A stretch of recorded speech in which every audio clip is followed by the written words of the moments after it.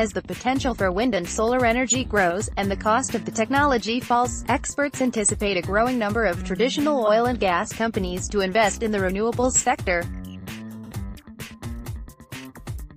Morgan Bazilian, former lead energy specialist, is the World Bank, told an audience of oil executives this week in Calgary that the industry has already seen some of the sector's largest companies, Shell, Total, BP and others, make billion-dollar investments in renewables.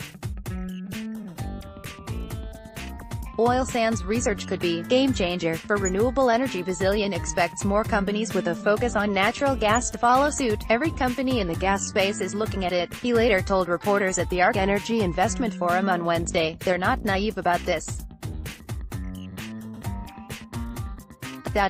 They're keenly aware that these investments are happening. Recent analysis at Bernstein Research pegged Big Oil's investment in renewables acquisitions over the past 5 years at $3 billion, most of which went towards solar.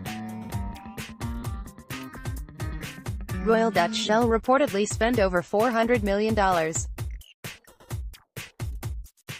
AP photo, Peter de Jong, file, Bazilian, executive director of the Payne Institute for Earth Resources at the Colorado School of Mines, said he also expects to hear more discussion about how the natural gas and renewable energy sectors can complement each other. The reality is that we're getting a lot better at integrating wind and solar into power systems, period, he added. That is because of how we are planning systems, how we are operating systems on a day-to-day basis, and how we are regulating the systems, and so technologically you can absorb or integrate a lot more of these variable sources, like wind and solar, than we had previously thought. Much more. The comments come amidst growing investment in renewable energy technologies across the globe, aided by the falling cost of the technology.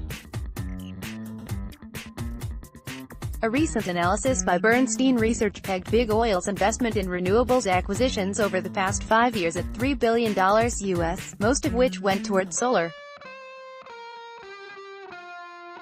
Jackie Forrest, Senior Director of Research at ARC Energy Research Institute, said the cost of solar power has dropped by 90%.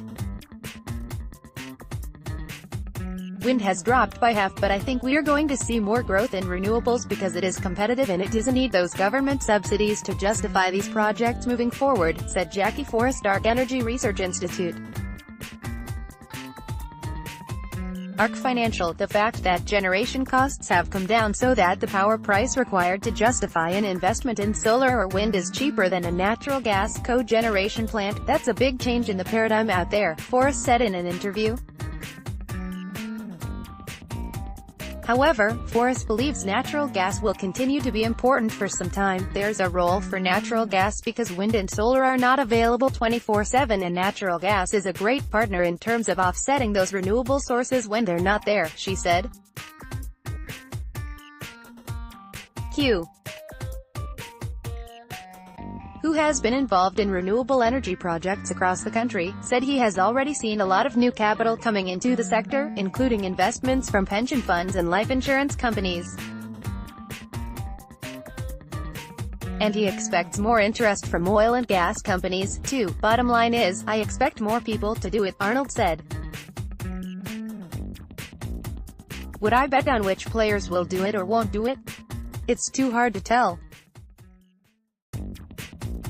But more of them are doing it every day.